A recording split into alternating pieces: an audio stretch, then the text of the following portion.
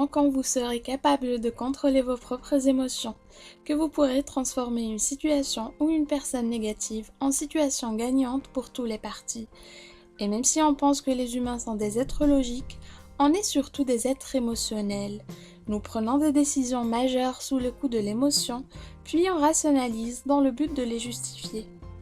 Souvent, les autres, de manière consciente ou inconsciente, font ou disent des choses qui nous irritent et finissent par nous mettre dans tous nos états. Et quand on se laisse faire, on ne peut plus faire partie de la solution. Bien au contraire, nous rajoutons un problème. Et cela ne veut en aucun cas dire qu'on doit ignorer ou oppresser nos émotions.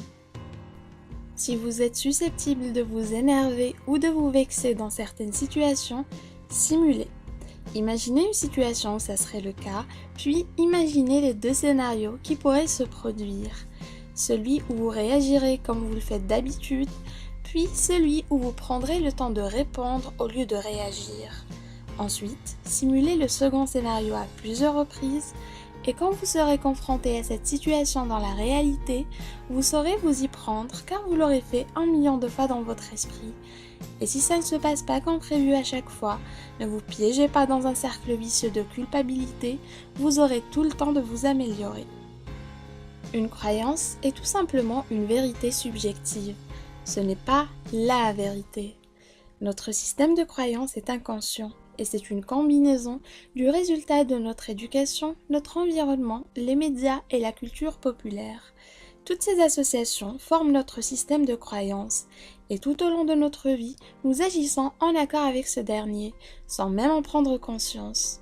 Maintenant, ce qu'il faut savoir, c'est que les personnes avec qui l'on va avoir potentiellement un conflit vivent également en accord avec leur propre système de croyance et de manière inconsciente. Souvent, nous pensons que tout le monde voit les choses comme nous les percevons, alors que ce n'est pas le cas. Et il n'est pas nécessaire de comprendre le système de croyance des autres, car eux-mêmes ne le comprennent pas. Il s'agit juste d'être conscient que nous voyons les choses différemment à travers les filtres de nos systèmes de croyance. Prenez l'exemple d'un bambin qui trébuche et tombe par terre. Il sait que quelque chose ne s'est pas passé comme prévu, mais il regardera instantanément ses parents pour guetter leur interprétation de ce qui vient de se passer. Si les parents paraissent paniqués et inquiets, l'enfant fera de même et commencera à pleurer. Mais s'ils sourient et l'applaudissent, il affichera un grand sourire et se relèvera comme un champion. Dans le second cas, ce que les parents font, c'est définir un cadre productif à partir duquel l'enfant pourra opérer. Et c'est la même chose quand on rencontre quelqu'un. Nous pouvons définir un cadre agréable tout simplement par un sourire ou notre manière de dire bonjour. Mais ce qui est encore plus intéressant, c'est de redéfinir un cadre qui est déjà négatif. Imaginez qu'on vous demande d'attendre l'heure convenue pour prendre votre chambre d'hôtel. Et l'employé de la réception vous récite les règles sans cesse vous expliquant que ce n'est pas possible et donc vous demandez à en parler au superviseur. Et le réceptionniste va le chercher et lui expliquer la situation.